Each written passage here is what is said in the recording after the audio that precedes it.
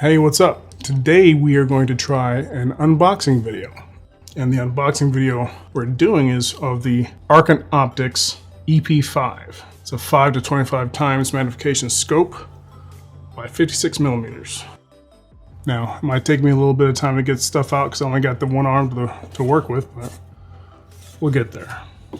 Okay, so the instructions, some stickers.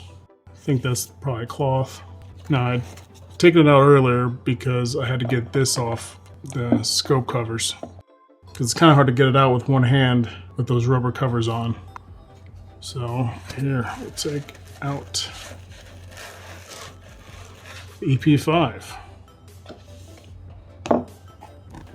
And that's it. Right here we got the sunshade. Okay, what the sunshade does, you screw it on here and it blocks the rays coming from the sun getting to the glass there and reflecting and glinting off, possibly scaring off a buck or a deer or whatever you're hunting.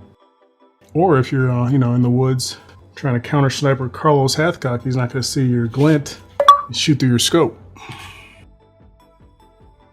Just screws right on the end there. Now, a lot of times you'll see guys, they get their scopes, they put them on their rifles, and they automatically screw this thing onto the objective bell here. That's not necessarily a good thing. If you need it because you know you're going to be shooting into the sun, you don't want that glare in your scope, put it on there. But if you're not, then don't put it on there. It doesn't make your scope look cooler. It doesn't, I mean, I used to do it. When I had my 300 Win Mag, I had a scope. I put the sunshade on it.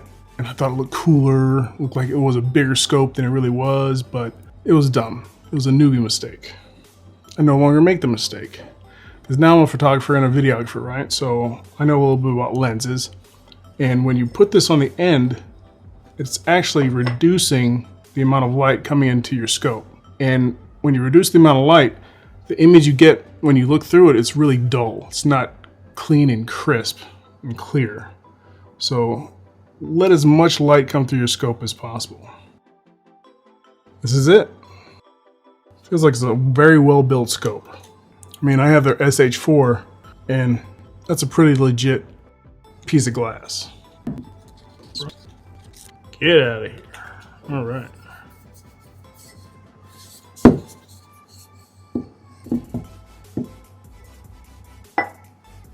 Here's the Arken SH4. Now it's on a American Defense QD scope mount. They look very similar. Now, the objective bell on the Ep5 is bigger than the SH4 because the SH4 has a 50 millimeter objective bell and the Ep5 has a 56 millimeter objective bell. Now, the bigger objective bell is going to allow more light in there, get a nice cleaner view through the scope. And the only thing I need to do to this is to get another magnification throw lever.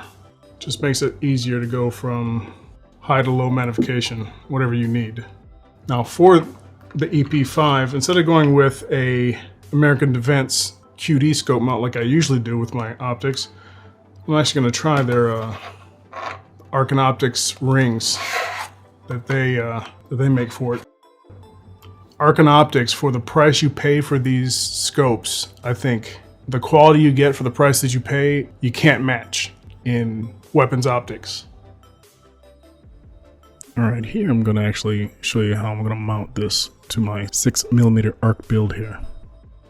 First, I'm going to, check the chamber, make sure there's nothing in there. We're good. Fit and finish of the rings are really nice. They come with a couple extra Allen screws there, which is nice. One thing that's kind of difficult for me is to unscrew things like these small rings here. I gotta figure out an easy way to break that little initial torque and get a good way to hold it to unthread these screws a little bit so I can actually put it on the top of the upper receiver. So what I'm going to do is I'm going to put it on the forwardmost slot on the upper receiver. What I do is I get it just tight enough so I can push the ring forward so it's resting on the back side of the forwardmost Picatinny rail section. And what that does is keeps the scope from moving during recoil, because if you don't have it against that side, the whole scope could move forward from the recoil coming back.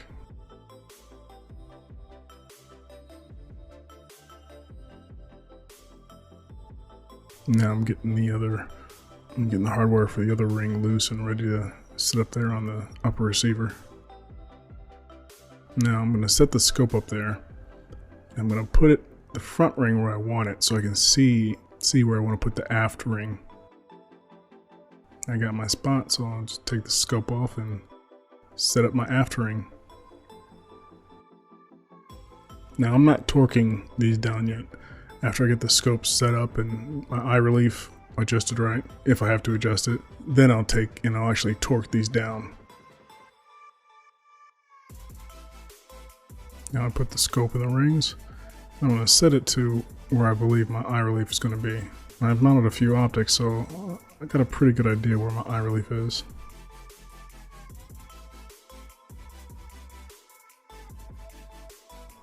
Now I forgot the scope leveling tool that I always use, so I went to go get it.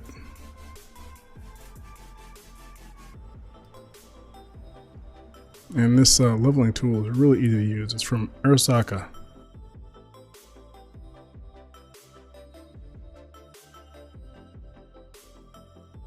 You put this piece on your receiver underneath the bottom part of the scope where there's a flat edge to it under the turrets. And how it works is pretty simple. It's just, a right triangle.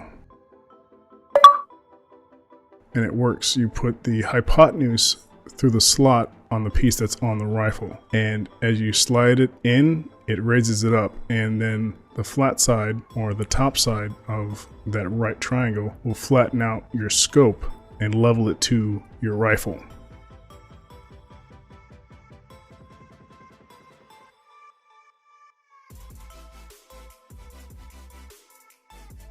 Personally, I think this is an easier and a more accurate way to level the scope to your rifle than using like bubble levels, but level the scope the way you feel comfortable.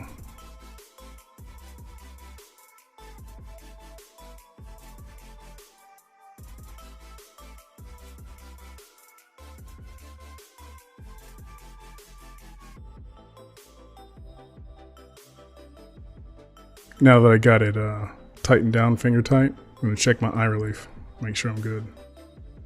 I get on the rifle, I close my eyes, and I just open my eyes and I see where it is. Now, the rings that I got here are really great. They're the perfect height for the scope for an AR. And what it does, it brings that objective bell as low to the bore as possible without, interfering with the handguard. And with that, I adjust the comb height on this Magpul PRS. Then I get back on the rifle and I get comfortable, open my eye. And my eye relief is almost spot on.